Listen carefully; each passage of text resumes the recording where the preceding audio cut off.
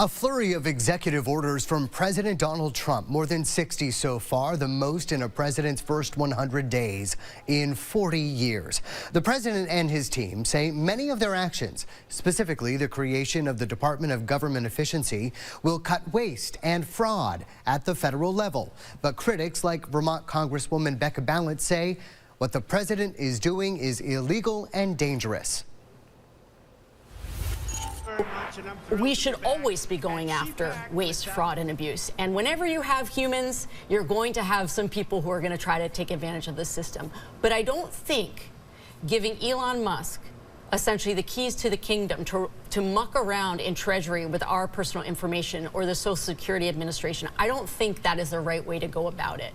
And it certainly isn't the right way to go about it to fire the folks who had been in place to oversee these agencies to make sure there was no waste, fraud, and abuse. And that, of course, is the inspectors general. And so the firing of those people, also the way that the president did it, was in violation of federal law. As you said, there's been no proof of criminal wrongdoing provided by the administration. That's right. But some of the spending at USAID, for example, it's raising eyebrows on both sides of the aisle. I'm talking about things like $2 million for Moroccan pottery classes, $20 million to create a Sesame Street show in Iraq, a 70,000 DEI musical in Ireland, $9 million meant for food aid in Syria that ended up in the hands of a terrorist. So isn't more oversight than warranted in some areas? Sure, of course. And I just want to remind people, though, that foreign aid is less than 1% of the federal budget, less than 1%.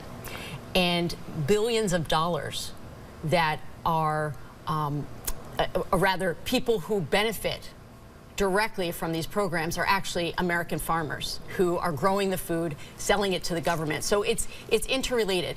Of course, there are some programs that probably should raise eyebrows, but I don't want us to lose sight of the fact that if you really want to go after where the biggest fraud is, you should be going after the Pentagon budget, which hasn't been able to pass an audit ever.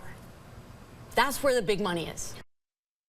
Much more with Congresswoman Balint Sunday morning at 11:30. We'll discuss other cuts to agencies, lawsuits against the Trump administration, the looming government shutdown, illegal immigration, tariffs, and other news out of Washington on You Can Quote Me.